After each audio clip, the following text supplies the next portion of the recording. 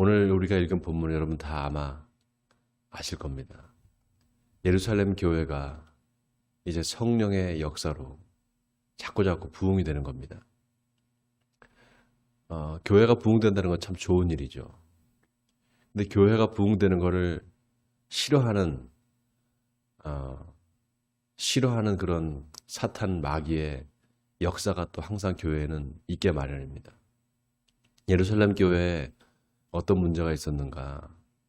예루살렘 교회는 유대인들과 또 헬라파 유대인들, 그러니까 히브리파 유대인, 헬라파 유대인 이렇게 둘로 나눠줄 수 있는데요.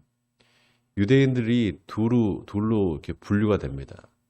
그러니까 팔레스타인 지방, 그러니까 지금의 이스라엘 본토에 사는 유대인이 있고요. 그리고 흩어져서 사는 디아스포라들이 있습니다. 디아스포라라는 것은 흩어져 있는 유대인이라 이런 뜻인데요. 여러분 아시다시피 이스라엘의 역사가 두 번에 걸쳐서 이제 외적이 쳐들어와서 북이스라엘은 722년에 이제 아수르에 의해서 멸망을 당하고 남유다는 586년에 바벨론에 의해서 멸망을 당하잖아요. 그때 여러분 아시다시피 북이스라엘은 아수르에 의해서 완전히 그 나라가 없어져 버립니다. 그래서 10지파가 북쪽에 살던 10지파가 다 흩어져 버려요. 그리고 남유다도 바벨론 유수라 그래서 바벨론을 다 포로로 잡혀가잖아요. 그러다 보니까 나라가 없으니까 이제 살 길을 찾기 위해서 전 세계로 흩어져 삽니다. 그 사람들을 디아스포라다 이렇게 말합니다. 그런데 이 디아스포라들이 여러분 아시다시피 유대인들은 절기를 지키잖아요. 특별히 오순절이나 또 뭐 77절, 오순절과 7절 같은 거고요. 그 다음에 6월절, 초막절 이렇게 지키는데 이 세 번의 큰 명절에 다 예루살렘으로 오게 돼 있습니다. 예루살렘 순례를 하게 돼 있어요. 그 와서 하나님께 이제 제사를 드리고 그렇게 하는데 아시다시피 오순절에 성령이 임했단 말이죠. 그 성령이 임하고 난 다음에 사도들이 놀랍게 이제 예수 그리스도의 복음을 증거하게 되면서 예루살렘부터 시작된 그 성령의 역사가 전 세계로 퍼져나가기 시작하는 겁니다. 그러다 보니까 이제 예루살렘에 예수님을 믿는 사람들이 생기기 시작하는 거예요. 예루살렘 교회가 점점 부흥이 되겠죠. 근데 예루살렘 교회가 부흥이 되면서 문제가 발생합니다. 오늘 본문 6장 1절에 보니까 헬라파 유대인들이 자기의 과부들이 매일의 구제에 빠짐으로 히브리파 사람을 원망하니 이렇게 나와 있습니다. 헬라파 유대인과 히브리파 유대인이 있는데 또 헬라파 유대인들이 자기 과부들이 매일의 구제에 빠졌다. 이게 무슨 말인가? 여러분이 구제 사역이라는 게 뭐겠습니까? 사람들이 오면 밥을 먹이는 사역이 구제 사역입니다. 당시에 사람들이 그 식민지 시대에 살았는데 로마 시대에 그러니까 다들 힘들고 이제 어렵게 산단 말이죠. 그러니까 그 사람들이 교회에 오면은 이제 애찬을 해주는 거예요. 같이 밥을 먹어야 되잖아요. 그 밥 먹는 사역에 헬라파 유대인 과부들이 다 동원이 된 겁니다. 그러니까 헬라파 유대인들이 약간 뭐라 그래야 되니까 그쪽 일만 자꾸 전담하게 되는 그런 상황이 발생하는 거죠. 그러니까 히브리파 유대인들은 여러분 아시다시피 그 본토에 사는 사람들이니까 약간의 기득권이 있었던 것 같아요. 그러다 보니까 헬라파 유대인과 히브리파 유대인 사이에 갈등이 벌어집니다. 이런 갈등들이 사실 사소한 것 같지만 이런 갈등 때문에 교회가 어려워질 수 있습니다. 제가 전도사 사역하던 그 교회가 있었는데요. 그 교회에 그 식사를 담당하시는 권사님이 계셨어요. 근데 이 권사님이 그 일을 얼마나 오래 하셨는가 하면은 몇십 년을 하신 거예요. 혼자서. 그러니까 이 권사님이 어떻겠어요? 혼자 그 일을 감당하다 보니까 몸도 이제 힘들어지고 처음에는 굉장히 그 기쁜 마음으로 하셨는지 모르겠지만 시간이 지날수록 이제 힘들어지는 거죠.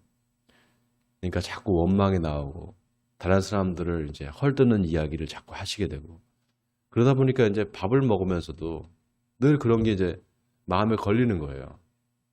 이제 성도들 식사를 하면서 그런 상황이 어떻게 보면 교회 입장에서는 굉장히 큰 위험 요소죠.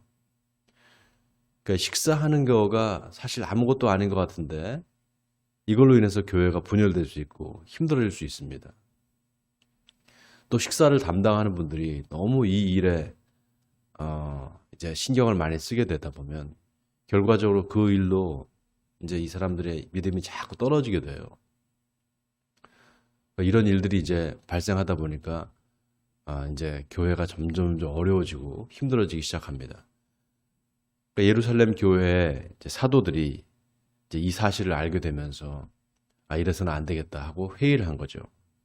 그래서 이걸 좀 분리를 시켜야 되겠다. 구제 사역을 하는 거, 접대하는 일들을 좀 전담할 수 있는 사람들을 좀 이렇게 찾아야 되겠다 해서 7집사를 세우게 됩니다. 안수를 해서 7집사를 세우게 되는데 그 7집사 이름이 쭉 나와 있죠.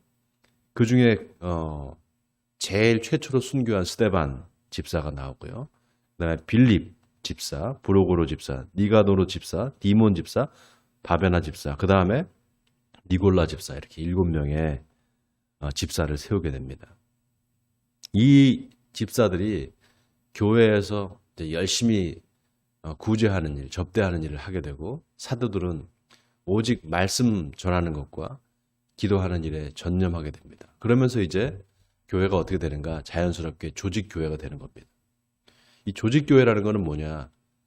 분담을 해서 담당자를 세우고 그 전담할 수 있는 사람들을 세우는 거. 그래서 좀 교회의 일을 분리시켜서 조직적으로 할 수 있게 만드는 거를 이제 우리가 조직을 세운다 그러는데 그래서 조직교회가 되는 것은 직분들을 다 세우는 것을 말합니다. 이 조직교회가 됐을 때 좀 조직적으로 하나님의 일을 감당할 수 있게 됐겠죠.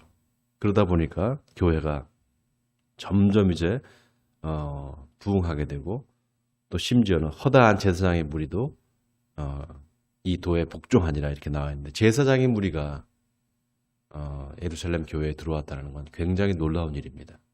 여러분 이 제사장이 누구겠습니까? 바로 예수님을 십자가에 못 박아 죽인 사람들이잖아요.